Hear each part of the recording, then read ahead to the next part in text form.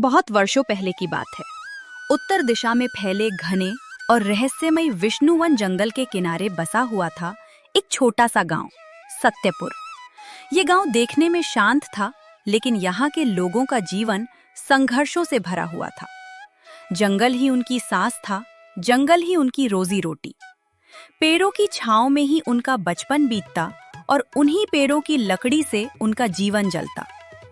इसी जंगल के सिरे पर मिट्टी की दीवारों और सूखी पत्तियों की छत वाली एक जर्जर सी झोपड़ी में रहता था एक गरीब वनकर्मी।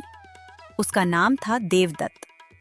नाम में देवता बसते थे, लेकिन जीवन में सुख का नामो निशान नहीं था। भाग्य ने उसे हमेशा अभावों की आग में ही झोंका था। दिन रात मेहनत करने के बाद भी उसके घर में कभी स्थिरता नहीं आई। देवदत्त के परिवार में उसकी पत्नी कौशल्या और एक नन्ही सी बेटी अन्वी थी। घर में न धन था, न अन्न का भंडार। कई बार हालात इतने बिगड़ जाते कि एक वक्त का भोजन भी सपना बन जाता। एक संध्या की बात है। सूरज ढल चुका था। झोपड़ी के भीतर मिट्टी के चूल्हे में केवल ठंडी राख पड़ी थी। कौशल्या की आंखों में चिंता साफ झलक रही थी। वह धीमी आवाज में बोली, स्वामी, आज अन्वी ने पूरा दिन कुछ नहीं खाया। कल भी घर में कुछ नहीं है। इस बार जंगल से जरा ज्यादा लकड़ी ले आइएगा, शायद कुछ अधिक दाम मिल जाए। देवदत्त ने लंबी सांस ली। चेहरे पर थकान थी और आंखों में बेबसी। प्रयास तो करूंगा कौशल्या, पर अब जंगल भी पहले जैसा दयालु नहीं रहा। पेड़ कम हो गए हैं और जो हैं वे भी रूखे और कठोर। ये कहकर उसने आसमान की ओर देखा। मन में एक ही प्रश्न गूंज रहा था, हे ईश्वर, मेरी तपस्या का फल कब मिले? अगली सुबह अंधेरा छटने से पहले ही देवदत्त अपनी कुल्हाड़ी उठाकर विष्णुवन की ओर चल पड़ा। चारों ओर गहरा सन्नाटा था। ऊंचे वृक्ष मानो आकाश को छू रहे थे।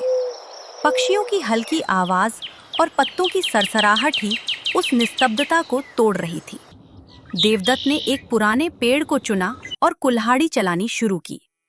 कुछ ही वारों में पेड़ धरती पर आ गिरा, लेकिन जैसे ही जड़ उखड़ी, उसकी नजर जमीन में दबी एक वस्तु पर पड़ी। वह झुका। वह एक पत्थर की प्रतिमा थी। ये कोई साधारण नहीं है। चेहरे पर अलौकिक शांति, होठों पर हल्की मुस्कान और हाथ आशीर्वाद की मुद्रा में उठे हुए। देवदत्त स्तब्ध रह गया। ये तो किसी देव की प्रतिमा प्रतीत होती है, पर जंगल में? इसे घर ले जाऊं या यहीं रहने दूं? काफी सोच विचार के बाद उसने निर्णय लिया, यह यहीं रहेगी। उसने प्रतिमा के आसपास की मिट्टी ठीक की और 2 कदम पीछे हट गया।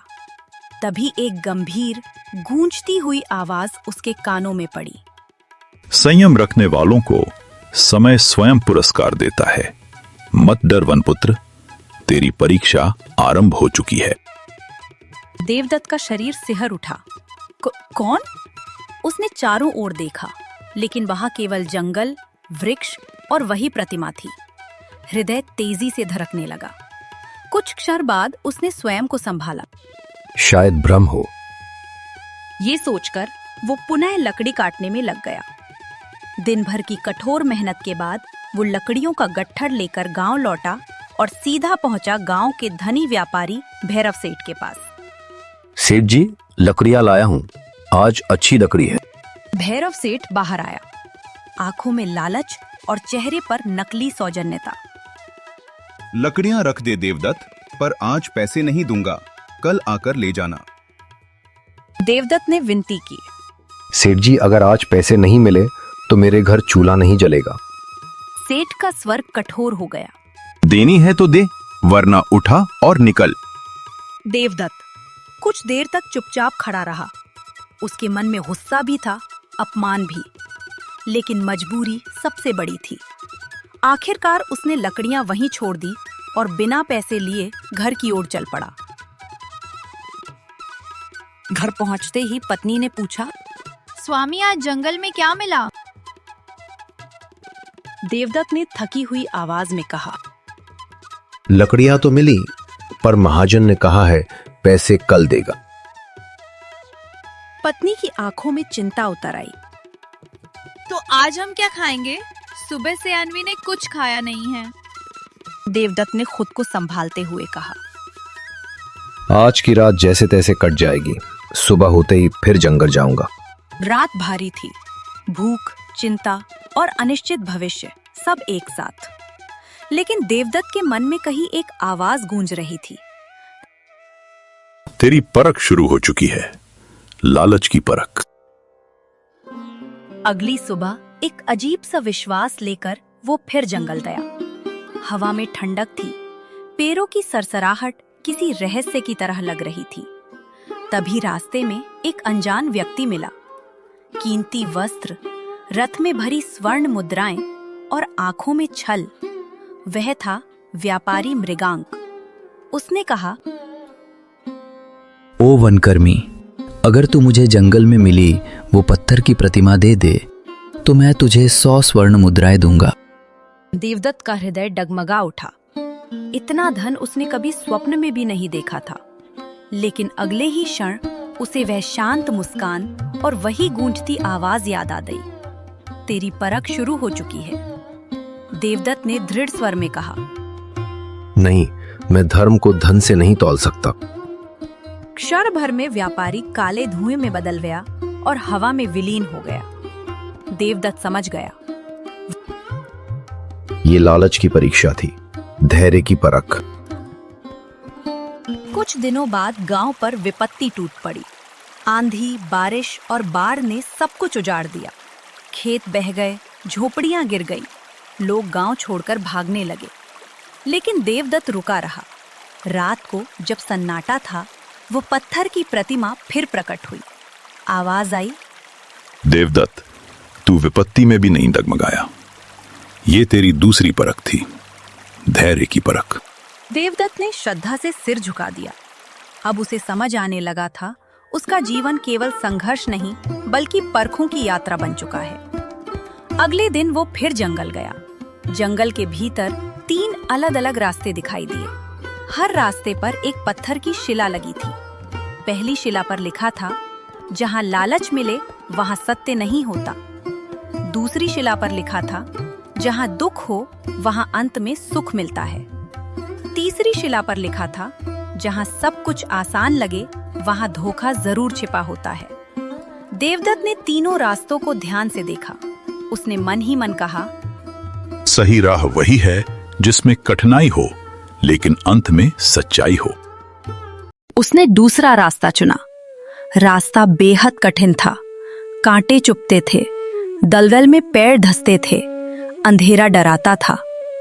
लेकिन देवदत्त चलता रहा और अंत में वो एक उजली घाटी में पहुंच गया। यहाँ न सोने की चमक थी, न धन का लालच, लेकिन यहाँ शांति थी, संतोष था और सच्चाई की खुशबू थी। देवदत्त धीरे धीरे आगे बढ़ा। उसका मन अब शांत था, जैसे जीवन की सारी उलझनें पीछे छूट चुकी हों। थोड़ी दूर जाने पर उसे एक संत दिखाई दिए। उनका शरीर साधारण वस्त्रों में ढका था। चेहरे पर तेज था, लेकिन आंखों में करुणा। संत ने देवदत्त को देखकर पूछा, हे लकड़हारे, तू कौन है जो इस घाटी तक पहुंचा? क्या तू राजा है या तपस्वी? देवदत्त ने हाथ जोड़कर विनम्रता से कहा, मैं न राजा हूं न तपस्वी। मैं तो एक साधारण इंसान हूं जिसे केवल सच्चाई से प्रेम है। तेरी बातों में न घमंड है न अहंकार। यही तेरी अगली परख थी। सम्मान पाकर भी विनम्र रहना। अब तुझ में एक राजा के सारे गुण हैं, लेकिन अभी तुझे अपनी नियति तक पहुंचना बाकी है। इतना कहकर संत अंतर्ध्याय हो गए। देवदत्त समझ गया, उसकी यात्रा अभी पूरी नहीं हुई है। कुछ समय बाद वह सत्यपुर लौटा। गांव दृश्य बदल चुका था। जहां पहले शांति थी, वहां अब भय था। लोग डरे हुए थे। खेतों पर कब्जा किया जा रहा था। गरीबों को उनकी जमीन से निकाला जा रहा था। और इस सब के पीछे वही था, व्यापारी मृगांक।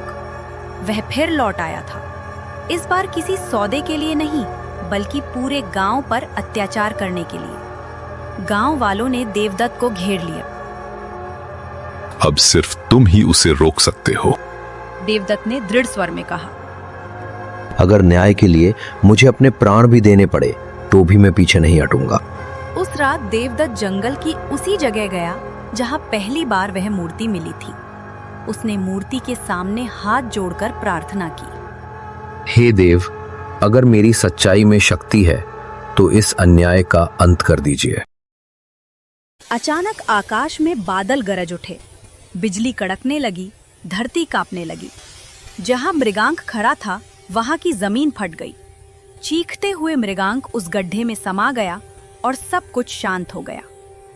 अगली सुबह गांव वालों ने एक मत होकर देवदत्त राजा घोषित कर दिया। लेकिन देवदत्त ने कभी महल नहीं बनवाया। उसने अपने राज्य को शिक्षा, न्याय और ईमानदारी से भर दिया। वह जंगल का राजा नहीं बना, वह बना जन जन का प्रिय राजा। आज भी सत्यपुर गांव में देवदत्त की मूर्ति बनी हुई है।